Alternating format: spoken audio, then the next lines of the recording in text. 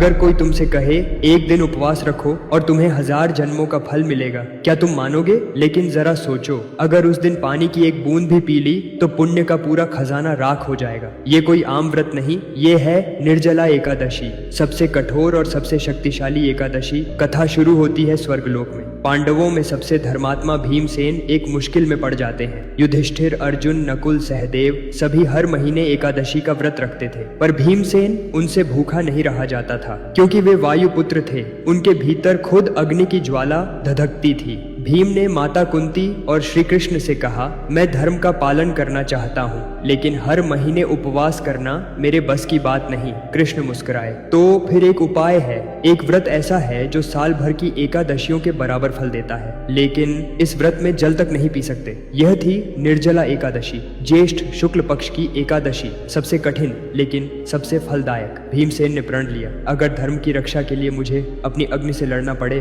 तो मैं लड़ूंगा। उन्होंने जल तक त्याग दिया, सूरज की तपिश, शरीर की जलन, भीतर की भूख, सब सहा, और अंत में जब द्वादशी आई, गंगा जल से अर्घ्य दिया और व्रत पूर्ण किया। श्री कृष्ण ने कहा, हे भीम, जो कोई इस दिन निर्जल व्रत रखेगा उसे सभी एकादशियों का पुण्य प्राप्त होगा। मृत्यु के बाद वह विष्णु लोक को प्राप्त करेगा।